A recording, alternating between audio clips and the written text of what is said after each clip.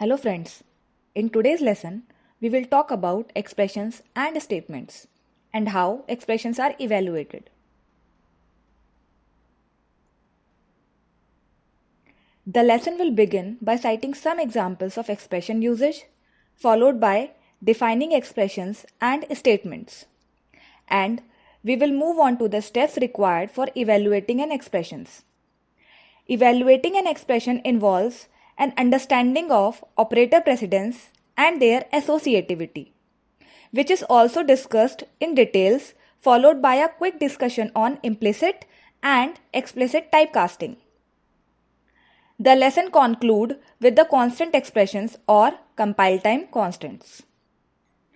Expressions and statements are very important components of C programming language. Let us start with the definition of expressions. You will find them in looping constructs like for loop, while loop, and do while loop. You will find them in decision constructs like if else, as argument of function calls, and on the right hand side of assignment operator. Let us discuss expressions and later on we will also understand how they are evaluated. Before moving on, you need to be very thorough with operators, which were covered in an earlier video. If you haven't seen that video, I request you to pause for a moment and refer to that video before moving on. In simplest term, expression is a combination of literals, variables, and function calls.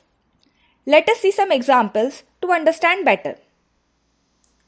This expression consists of two literals, 2 and 3, connected through a plus operator. This expression consists of a literal and a call to the built-in function sign.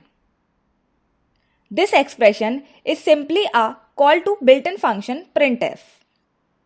This expression consists of two variables a and b and a call to a built-in function sign.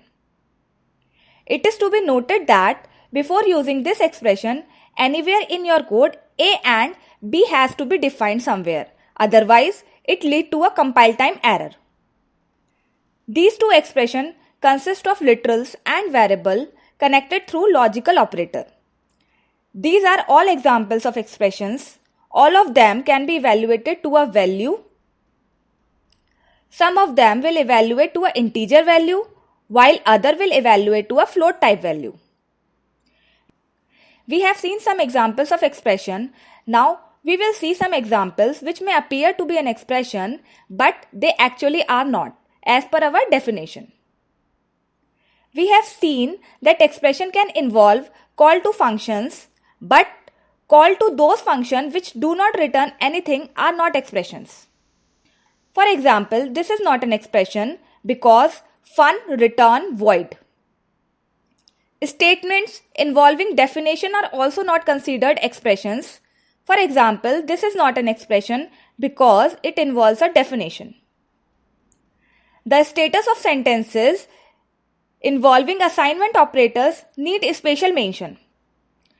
Left hand side of an assignment operator can consist of a single identifier, whereas the right hand side of an assignment operator can consist of expressions involving single or multiple entries. Whenever the compiler sees an assignment operator, it evaluates the right hand side and assigns the evaluated value to the left hand side.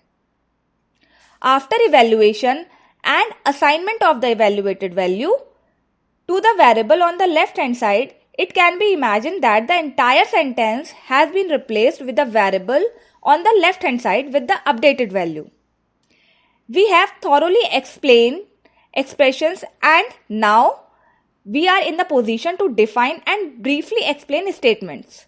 Let's get on to it. Statements are a superset of expressions. Expressions are not executed, rather they are evaluated, whereas statements are executed.